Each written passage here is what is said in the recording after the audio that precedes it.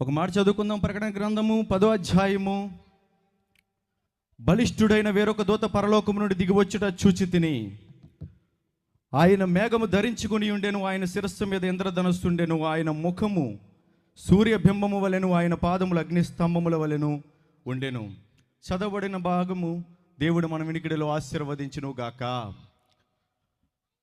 ఇక్కడ బలిష్ఠుడైన వేరొక దూత పరలోకము నుండి దిగివచ్చుట చూచి తిని అని వ్రాసిన వ్యక్తి పేరు యోహాను గారు.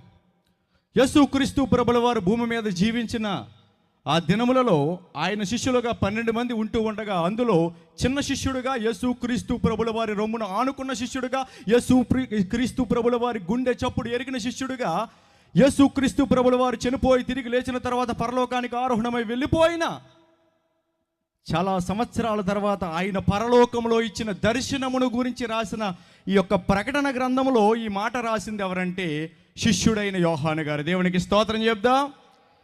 ఎవరి గురించి రాశాడయ్యా అంటే బలిష్ఠుడైన వేరొక దూత. అయితే ఈ బలిష్ఠుడైన వేరొక దూత ఎవరు అంటే, ఇంతకుముందు మనం విన్నాము కదండి పాటలు. బెత్లెహేము ఊరిలో పశువుల పాకలో పరుండి పెట్టబడిన ఒక చిన్ని బిడ్డగా, ఒక చిన్ని శిశువుగా మారిన దేవాది దేవుడే ఈ బలిష్ఠుడైన వేరొక దూత. దేవునికి స్తోత్రం చెప్దాం. గమనించండి, చాలామంది అనుకుంటున్నారు నిన్న మొన్నటి దేవుడు 2000 సంవత్సరాల క్రితం వచ్చిన దేవుడు అని. అన్నలారా, అక్కలారా, తమ్ముళ్ళారా, చెల్లెలారా, తండ్రులారా, తల్లులారా, మీ అందరికీ ప్రేమపూర్వకంగా తెలియజేసుకుంటున్న విషయం ఏమిటంటే, ఆయన బలిష్ఠుడైన దేవుడు. ఆయన గురించి యెషయా గ్రంథం 9వ అధ్యాయం 6వ వచనంలో రాసి ఉంటుంది, ఆయన బలవంతుడైన దేవుడు. ఆకాశ మహాకాశములు పట్టజాలని ఆ గొప్ప దేవుడు, ఆ పెద్ద దేవుడు పాపంలో నశించిపోతున్న నిన్ను నన్ను ఈ మానవ జాతిని రక్షించటానికి ఆయన చిన్న మనిషిగా మారిపోయాడు. దేవునికి స్తోత్రం.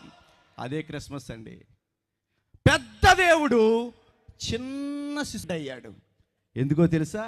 ఈ చిన్ని మానవులమైన మనలను ఆయన ఉండే ఆ పెద్ద స్థలములోనికి తీసుకుని వెళ్ళి ఆయనతో పాటు ఆ పెద్ద సింహాసనం మీద కూర్చోండబెట్టడానికి.